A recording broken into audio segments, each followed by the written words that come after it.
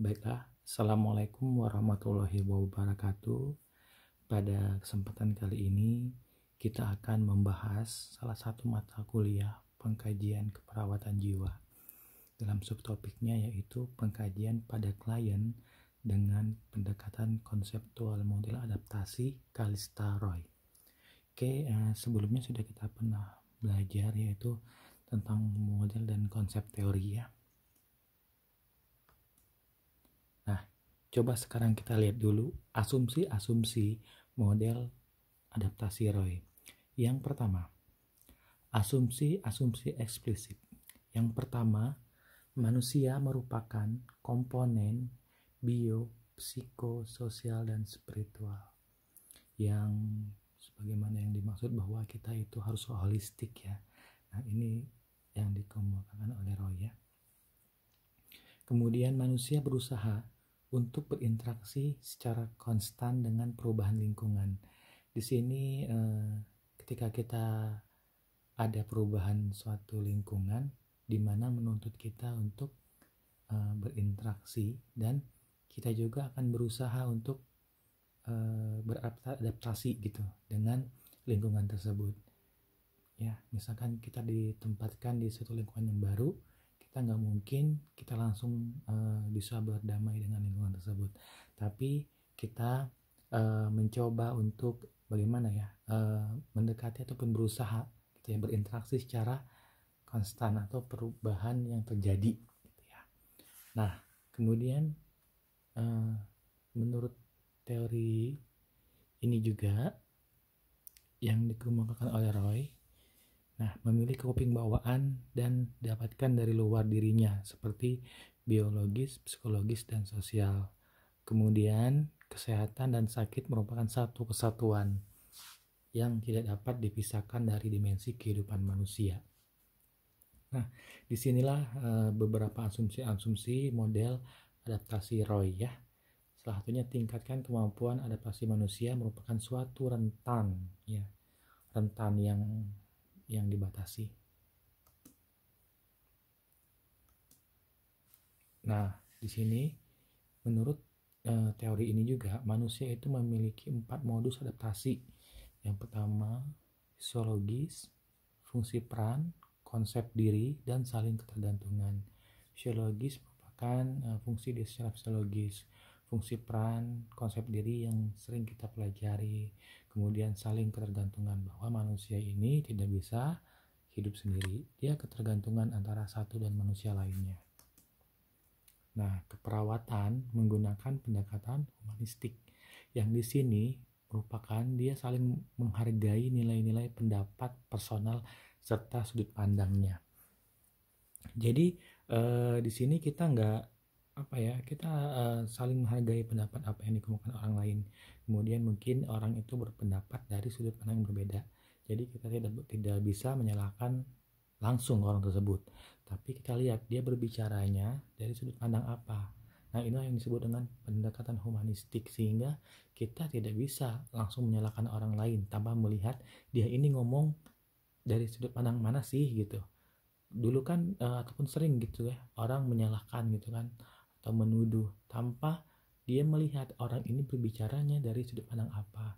Kadang-kadang baru bicara sedikit aja udah dibantah, disela gitu ya. Nah, ini sering terjadi ya di lingkungan kita. Kemudian dengan hubungan interpersonal merupakan bagian yang terintegrasi dari keperawatan. Ya, itu ya. Kita ada personal yang kemarin belajar dan interpersonal. Jadi di keperawatan saling terintegrasi. Nah, asumsi-asumsi implisit di sini ya. Kita lihat. Individu dapat menjadi bagian dari suatu studi dan perawatan. Kemudian didasari oleh sebab dan akibat.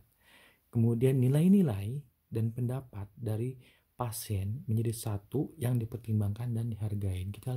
Kita harus lihat apa maunya pasien gitu kan. Dia bicara tentang apa, bercerita tentang apa. Jangan kita sela dulu ketika kita berbicara dengan pasien di situ ya. Nah, kemudian di sini kebebasan membuat pernyataan tentang adaptasi merupakan kekuatan individu untuk merespon stimulus lainnya. Oke, nah Proses keperawatan terkait dengan model adaptasi Roy, ya ini yang akan kita kaji ya. Pengkajian perilaku, pengkajian stimulus, diagnosis perawatan, penentuan sasaran, intervensi, kemudian evaluasi. Oke, masalah keperawatan yang mungkin muncul, kita lihat di modus psikologis. Tadi kan terbagi 4 modus ya, kalau misalkan kita lihat dari Kalistaroy ini ya. Yang pertama, tidak efektifnya coping. Nah, kita lihat nih.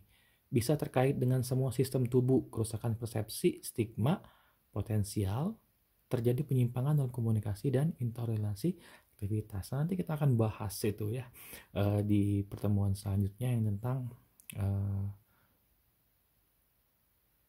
pengkajian status mental. Tapi kita lihat dulu dasar teorinya dari mana. Coba kita lihat ya. Di sini modus fisiologis kita lihat. Di sini semua sistem tubuh termasuk kerusakan persepsi yang nantinya ini nanti itu akan ke yang halusinasi ya. Apa sih persepsinya, kemudian stigmanya, potensial penyimpangan dalam komunikasinya, apakah nanti komunikasinya berbelit-belit, apakah tidak nyambung gitu ya. Kemudian sampai ke intoleransi aktivitas. Modus yang kedua, modus konsep diri. Di sini adalah gangguan gambaran diri, kehilangan, disfungsi seksual, kecemasan, ketidakberdayaan, harga diri rendah. Nah, inilah yang kita temukan pengkajian ini yang akan diulas gitu ya. Misalkan gangguan gambaran diri itu yang terjadi yaitu gangguan citra tubuh nanti diagnosanya. Kemudian kehilangan, disfungsi seksual, kecemasan, ketidakberdayaan. Nah, ini merupakan bagian dari gangguan konsep diri kalau menurut teori Kalistaroy yang di modus konsep diri. Kemudian modus fungsi peran di situ. Di antaranya konflik peran, transisi peran, kegagalan peran gitu ya. Bagaimana seseorang gangguan jiwa itu kadang-kadang disebabkan oleh konflik peran yang ada dalam tubuh dia. Kemudian kegagalan dalam memenuhi perannya gitu ya. Yang terakhir modus independensi. Di antaranya tidak efektifnya pola memberi dan menerima kesendirian, kecemasan yang menyebar. Nah, ini yang di modus interdependensi. Oke, kita lihat sekarang di kasus pemicunya. Nah, teman-teman, kasus ini sebagai feedback dari pertemuan singkat kita ini ya. Nah, di sini nanti teman-teman silakan kaji berdasarkan teori Kalistaroy tadi. Ini saya ambil salah satu konsep teori ini aja. Kemudian teman-teman boleh carilah jurnal-jurnal pendukungnya ya seperti apa. Kita lihat di sini kasus pemicunya. B berusia 6 tahun, sekolah kelas 1 SD, merupakan anak pertama dari 4 orang yang bersaudara. Berat badannya 14 kg dan tinggi badannya 120. Menurut hasil wawancara dengan gurunya, B sering menyendiri, tidak mau bermain dengan teman-temannya. B juga tidak pernah mengerjakan pekerjaan rumahnya. Bila pelajaran keterampilan, B selalu kelihatan kebingungan dan kesulitan untuk menghasilkan karya, gambar, benda, dan lain-lain sesuai dengan instruksi gurunya. Nah, kita lihat nih. Coba teman-teman nanti bikin analisisnya menggunakan teori Kalistaroy yang menggunakan 4 modus tadi. Misalkan di modus yang pertama fisiologis, apa yang terganggunya di situ? Coba dianalisis, kemudian nanti kaitkan dengan jurnal, ya.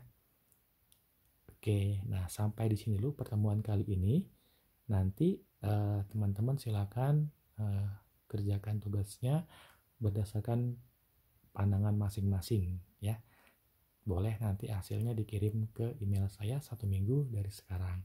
Oke, sampai ketemu di pertemuan selanjutnya. Assalamualaikum warahmatullahi wabarakatuh.